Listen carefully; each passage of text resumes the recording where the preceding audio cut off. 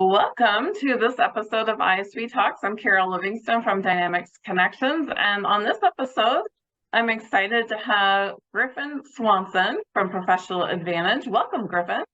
Hey, Carol, thank you for having me here today. Yeah, it's super fun to have you. I'm excited to have our conversation today.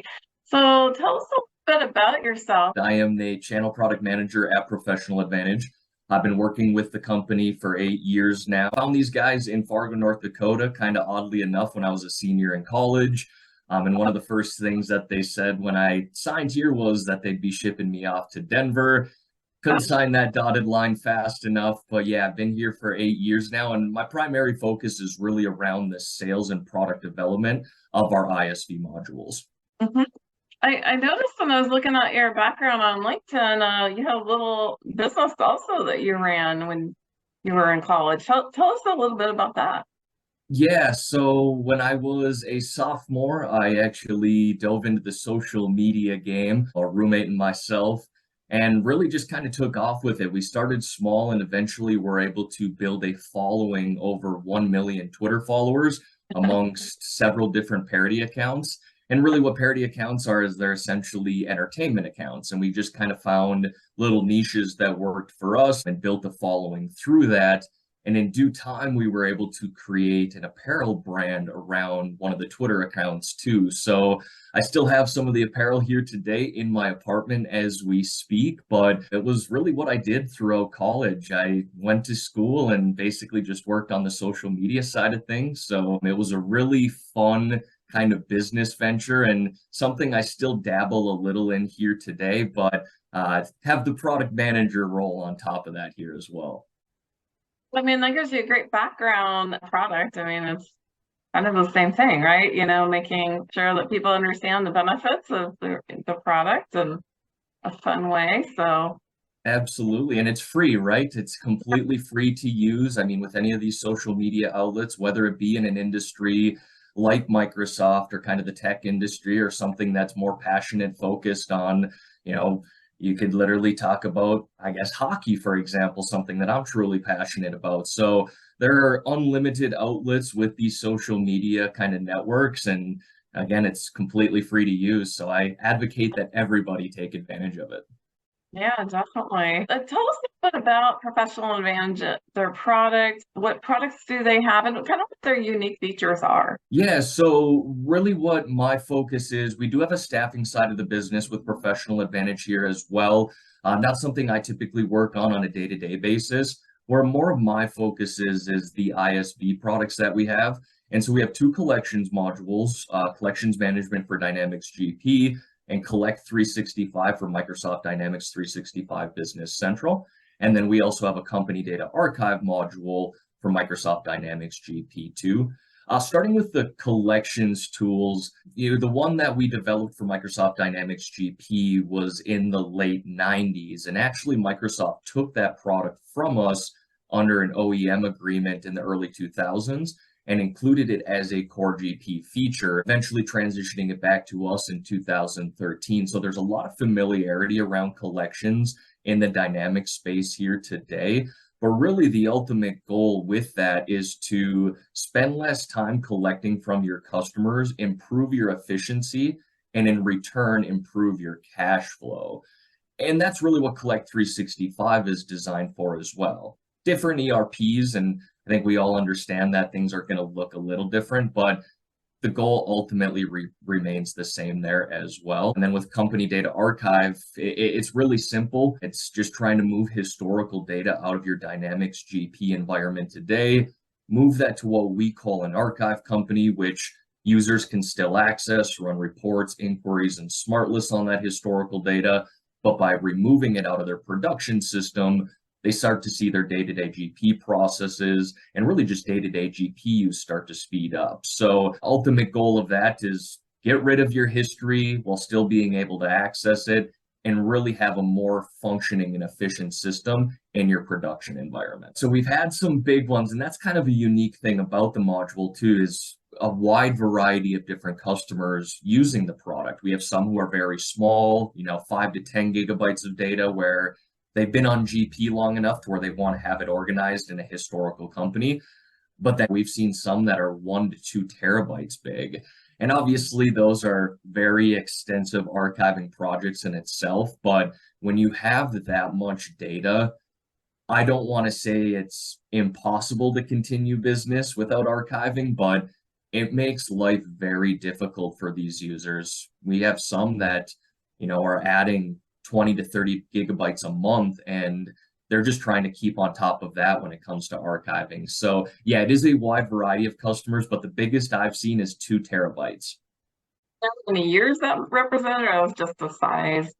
Yeah, that was the size. I don't know if I know their years at the top of head, but really a lot of those customers who do have that much data are looking at least 10 plus years of being on Dynamics GP. And we see some that go all the way back to the early 2000s. So that's a trend, and I think we'll probably get into that here today as into some trends. But yeah, just people being on GP, I don't want to say too long, but long enough to say, hey, time to get some stuff out of here that maybe not isn't considered relevant on a day-to-day basis anymore. Yeah, exactly. What other ERP products are you compatible with? Yeah, so right now for the core focus for us is Microsoft Dynamics GP with collections and company data archive, while kind of dipping our toes into the water to Business Central. As I mentioned, we have Collect 365 there, but across the board from our Australia team to our team in the London, UK, and here in the United States, we're all kind of collaborating to bring most, if not all, of our products that can make the transition from GP to Business Central. And so Collect 365 was kind of our first foot and step into the door for that. But we have a big roadmap ahead, I suppose is the right way to put it, for adding all of our GP products to Business Central. So yeah, those are really the two main ERPs that we focus on today, but we're also very open to other discussions for ERPs too. I know Acumatica has been talked a little bit more about here as people are starting to make some transitions, but yeah, Professional Advantage as we record and do this interview here today, it is very GP and Business Central focused. Microsoft. Yes. All right. Well, tell me a story about how customers used your products and how they were successful and why. Yeah, so from the collection side, there's really two different things that I have here that I want to mention. For starters, we see some customers who, they just have too large of an outstanding DSO. For example, we had a customer that had a DSO which was around 46 days, and they were able to reduce their actual DSO by 11 days, shrinking that to 35, which is just more money in their bank account. Yeah, and it improved their actual cash flow cycle by 35%. And that's largely due to manual communication. That's typically what we see with customers trying to do their collecting today, is whether that be keeping notes on their own end or trying to share a spreadsheet or an Excel document throughout their customers and collectors. Communication can often be difficult. And so we've seen those types of customers who have been able to shrink their DSO and improve cash flow by eliminating the time that they're actually spending with their customers, by having task lists that are created for them, automated notes that say, hey, this is what your follow-up is here for today, and then just being able to put customers on a collection plan, which automatically sends out these actions based off the invoice due date. So yeah, that one customer in particular was able to shave 11 days off their DSO within the first year of using it, which was, again, more money in their bank account, and everybody loves that. Mm-hmm. Yeah, and you're right. A lot of people will print off their aging report and take the sticky note from last week and move it to this week with updated notes. And it's not a really good way to kind of share those, historical notes and conversations and updates. And it's really manual, right? So yeah, and especially with everybody, not everybody, but a lot of people, such as yourself and I, working from home. Yeah. Communication only got more difficult from you're not able to look across the desk or even within the same office and say, hey, here's what I'm doing here today, whether it be a collections or business practice in itself. So collections is communication is more important now than ever because people are working remote, and having your notes centralized and being able to review what your other colleagues did within one main window is truly kind of I guess for us, a more important feature by the day due to the nature of where our business is heading. Yeah, that's a good point. Being remote, it's more important than ever to have a kind of centralized location like that for all those Yeah. notes. So what are some of the new things that you're looking to introduce to add value to the products? Yeah, so the collections management module, being that it has been here in Dynamics GP since the 90s, Microsoft took it for, a decade plus. We're really taking on customer suggested features there. For example, our latest release that we just did, and I guess we can combine the last two releases together, we've added 20 new features to the module that were all customer driven. And so, with a module that's been on the market for 23 plus years, there's a lot of things that are kind of set in stone for sure. But the customer suggested features, there's nothing better than hearing directly from the people using your product. So, yeah, we've been able to kind of add that into collections for GP. But on the Collect 365 side of things, the biggest thing coming is our automation. And that's really going to be the core focus for us here over the summer. We have some customers using it today, and we believe we have a solidified product that allows users to do a lot of their day-to-day collecting, again, centralizing that communication, keeping notes, sending emails, and being able to query your customer list. But we still need to add the automation because, again, the goal, reduce time spent collecting, improve cash flow. People want to see automation for that. So that's the biggest upcoming feature for Collect 365. We're hoping for a fall 2023 release for that.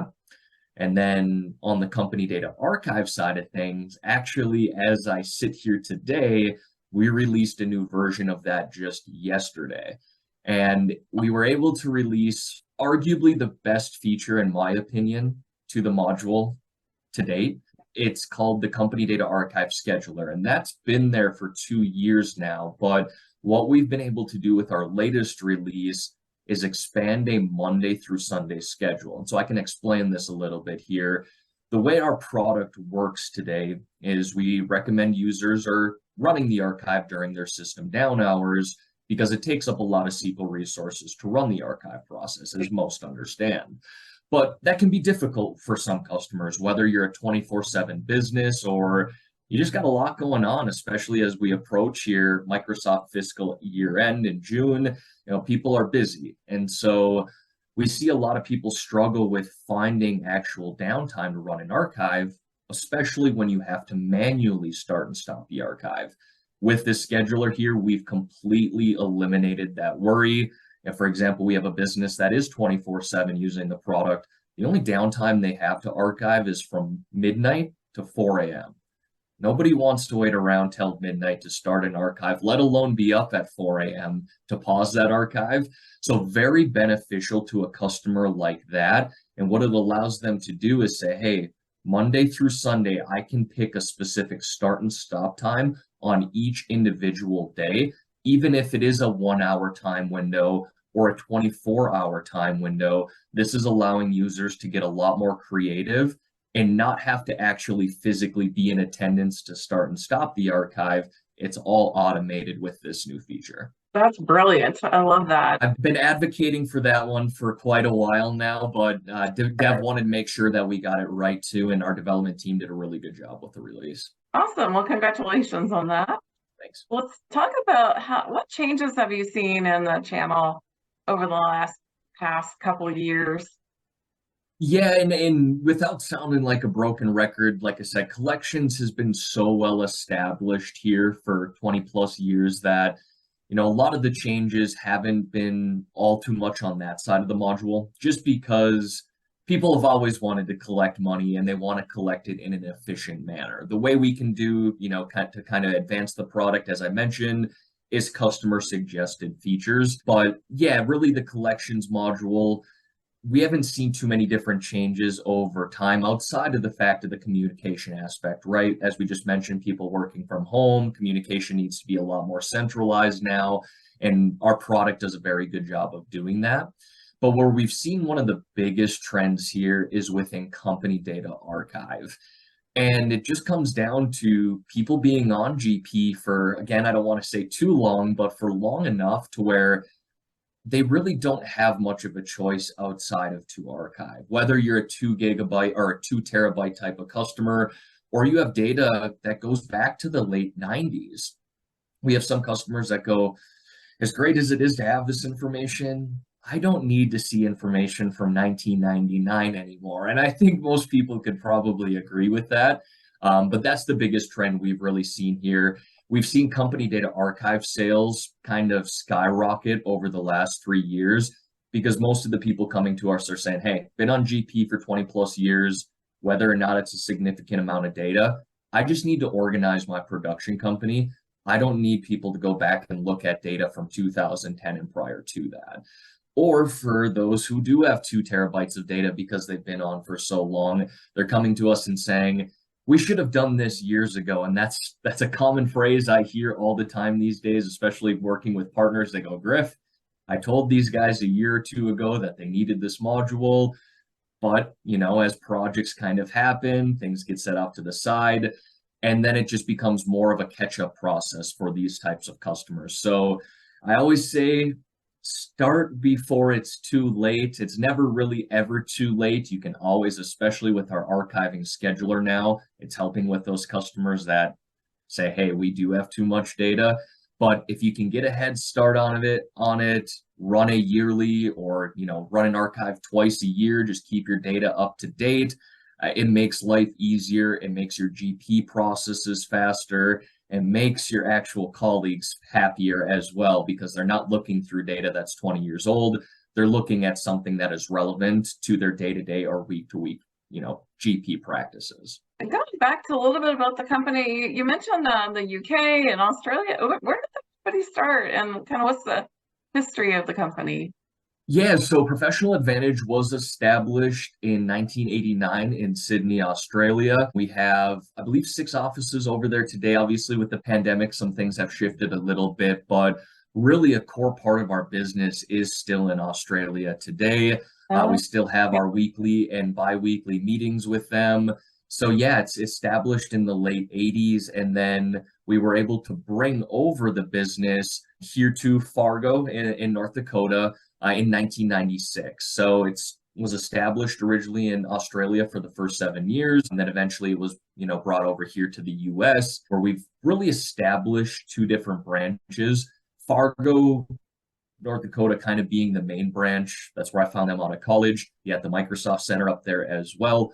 And then we kind of branched out to Denver as well, where a lot of our colleagues reside here today. Again, with the pandemic, it's definitely shifted some things, but all in all, we're, spread out across the globe from Australia, whether it be Sydney to Perth, to London, or here in the United States, we have people from Atlanta, Georgia, all the way to San Diego, California. So we pretty much covered the globe, but yeah, we were established originally in Australia. Interesting. How about just any observations that you're hearing from partners? I know you've worked with a lot of GP partners, but now with Business Central, what are you seeing with the new partners in the channel? Yeah, so the biggest thing for us has been the trust with our partners and vice versa. I've been working here myself, as I mentioned, for 8 years, but most, if not, I'd say 80 to 90% of our partners have been with Professional Advantage for 10 plus years, and you don't have a relationship like that unless something is working. And so we have over 250 partners that we work with today solely on the Microsoft Dynamics GP side of things, reselling our collections management and company data archive modules.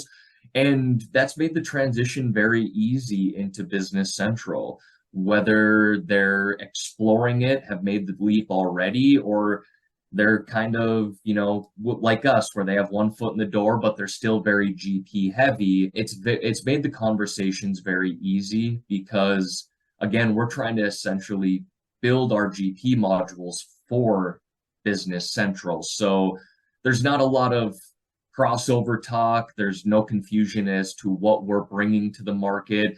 It's just them allowing us to transition them as not only GP partners, but BC partners too. So yeah, really the trust that we have with them and they have with us.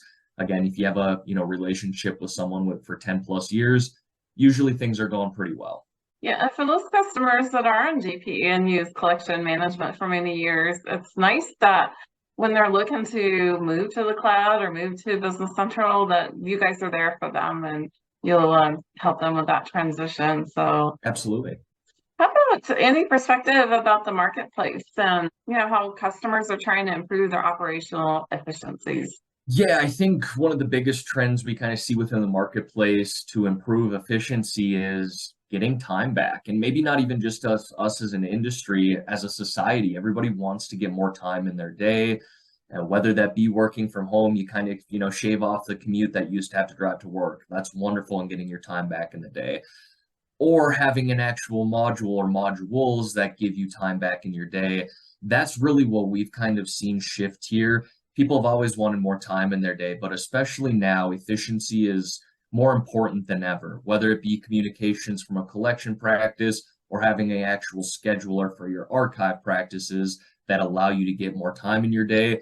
That's what we're trying to make our products do, allow you to do your job more efficiently and give you more time back in your day by using these products to full effect. So yeah, I say that's probably the biggest trend that I've noticed. And something that I truly advocate for myself is, hey, if you can give me an hour or two or plus that back in my day, or if we want to look at it from a week perspective, if I can get 10 hours back from collecting, that allows me to focus in on something else or spend more time with my family, whatever that may be. So yeah, really improving the efficiency of our products to allow people to have more time doing other things. Seems like with Great Resignation, it's even hard to find people. So everybody has to do more, more work, more jobs than maybe they would have in the past. Yeah, absolutely. Can attest to that a little bit myself. So is there any industries that you work with specifically? I mean, is there any particular industries that benefit from your products? Yeah, so, with company data archiving collections, the collections management, we're really looking for anyone and everyone on GP and Business Central that has an accounts receivable. We understand that there are some customers who the accounts receivable isn't so heavy that they need a collections module, but really anyone with AR is kind of our target market. And with company data archived, it's really anybody who's been on GP for a significant amount of time or has a significant amount of data that they want to speed up their GP processes or organize their historical GP data. So those two modules in itself, I hesitate to say they're very industry specific. It's more of, hey, if you're on GP or Business Central, we're targeting you. But we do have a staffing side to the business, as I mentioned earlier. And I would highly recommend if anybody's interested in learning more about our one staff front office or back office modules for GP, CRM, and or now Business Central, I would recommend reaching out to myself or my colleague, Kristen Moreland, and I can put you in touch with Kristen myself too.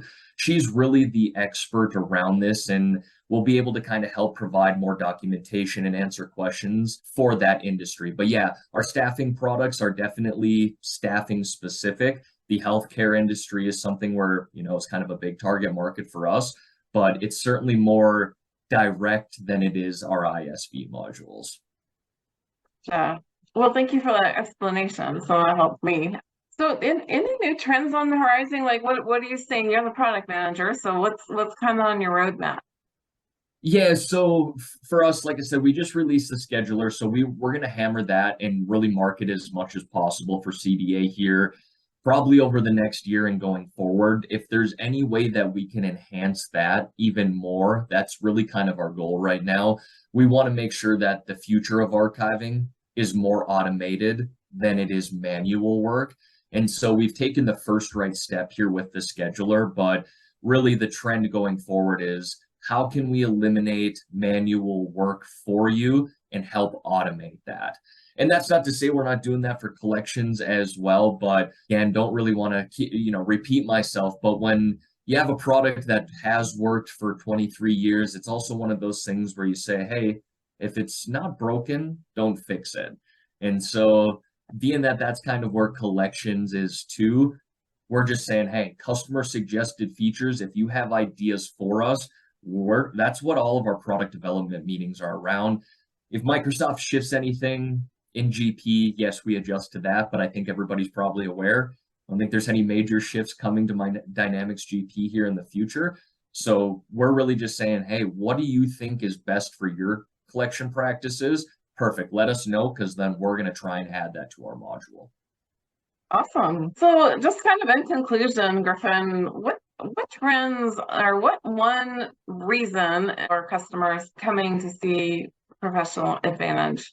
Yeah, without kind of trying to sound, I guess, too self-centered, our products are very specific to obviously again Microsoft Dynamics GP and Business Central, but being that they are so specific to that, a lot of customers come to us because they say, hey, I know the core focus is there, right? It's Right. not spread across multiple different ERPs. This is a GP focused product here. And you're not going to get any of the other stuff and the other outside noise.